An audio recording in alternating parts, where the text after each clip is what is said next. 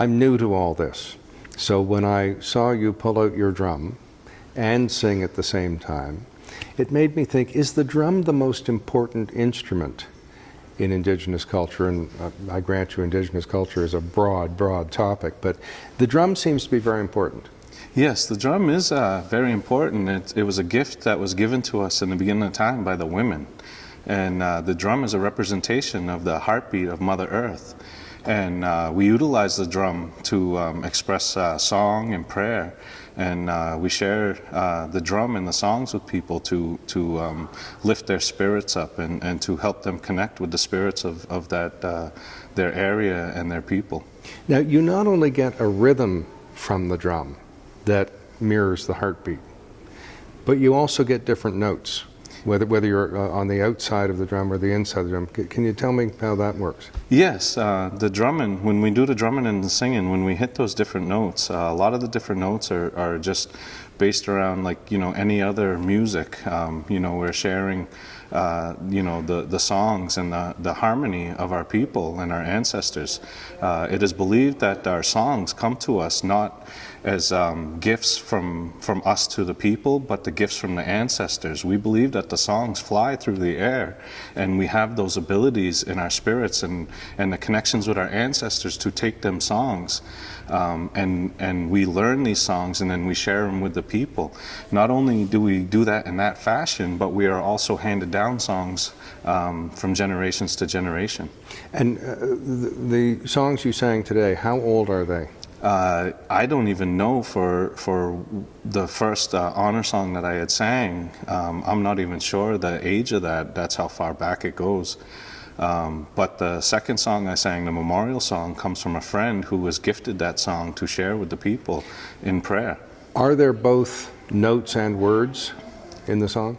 Yes, there's chants and there's language in a lot of our songs. Some are just primarily made of chant, and some are chant and language, and some are just language. And some of the songs have different representations, and it depends on what that representation, that gift that was given to them at that time for that specific song, whether it's a prayer song, an honor song, a memorial song, or even social song for celebration. There seems to be something about the human existence that wherever we are, where we want music in our lives and we want rhythm in our lives. And you mentioned the word chant, and I think of Gregorian chants and plain chants, and yes. All over the world there were these combinations of long notes and words. Yes. Well, when you think of the drum, or when you think of instruments throughout the world, there is one instrument that no matter what creed, race, or background you come from, that instrument is a drum. And that we all share that same drum throughout the world. And some of the notes and some of the songs in our chants, as we know, and modern science is catching up with, is vibrations in the atmosphere. And these songs and these notes hit those certain vibrations that can conjure certain meanings and certain spirits to come to us when we need them for specific moments. And that's a meditation technique used today, yes. Chanting to the point of vibrating. Exactly, yeah. And it's also used in a bunch of other races and religions as well, like the Buddhists and the Buddhist monks and other religions across this world use vibrations in their songs to conjure those specific spirits and medicines. You may be making people feel better when you are chanting and drumming and singing. Does it make you feel better too? Yes, it does. I've been singing since I was first out of the womb and able to make noise, and I was gifted drums even as a toddler. So that was one of the gifts that our ancestors have given me to share with the people. That gift is not mine, and the talent is not mine. That is for the people, and I come here to share that with the people and make them happy. A lot of creative people, popular music on the top 40 on the radio, and poets and what have you, Omar Khayyam and so on. Many creative people say, well, this thing just came through me, and I got it out onto the typewriter or onto cursive writing, or was singing it in 18 minutes. Yes. And that seems to come from somewhere.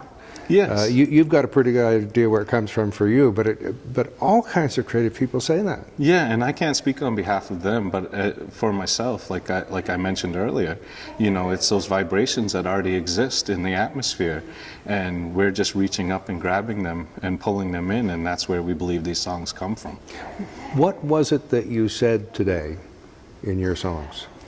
In the honor song was the only language song I had spoken, and what the translation to that song is it says, to all of my people, to all of my people, Gilwayud, this is for you, Chikikuwasan Skitkamig, Mother Earth, and all of its children, I give away is what I give to you. So in the honoring of the people and telling them that all I have to give to you is myself. Great. It was wonderful. Thank you. Yeah, thank you. What kind of music do you like from the top 40? From the top 40, I like Northern Cree, Black Lodge, Blackstone, Smoky Town. I don't hear a lot of that in the top 40. No. Maybe it should be on it. Well, it depends on which top 40 you're talking about. I primarily like to listen to all kinds of and sorts of different indigenous music across the world, and some of the top 40 is actually our native drum groups.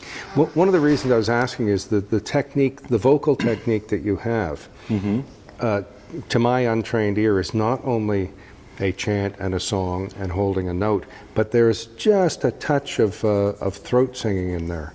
Yeah, am I right? Yes, just like talking. When we talk, we use our diaphragm to push the air, and when we sing, we flex certain muscles in our throat to get certain tones and certain sounds to come out. So, in a sense, yes, it's a sort of a throat singing, but also you can't push that air without your diaphragm. Yeah. So I thought I heard a couple of different cultures there, and I was wondering whether you ever sing top 40 Western music that you'd hear on a popular radio station. Whether you do, and I was kind of wondering what you'd sound like. I don't know, maybe more of a country western if I was to sing anything but our traditional or powwow style musics. Well, they tell stories. I mean, Exactly. there's that great documentary on PBS now about country and Western music, and they tell heartbreaking stories and Yes. stories of love and stories of ancestors. And that surrounds all music. That's what music is. It's a story form. It's a way to tell about yourself or about your past or about something currently going on with you. And even though I've never, heard that type of singing this close up before, I could tell that you were on key and on note and so on. I mean, it's not like something you can just start making a sound. I mean, it really is a skill. Do you have to practice this? Yes, just like any other singing, I can't imagine that anybody out there, even like Ariana Grande, had started off being able to sing the way she did right from the beginning. So, and me, I've started singing since I was a young boy, like I said, almost toddler and infancy. So I've had that ability and a lifetime of practice to be able to sing at the level that I sing to now. Seems to me you talk as good as you sing, so thank you. Oh, I appreciate it. Thank you. Cheers.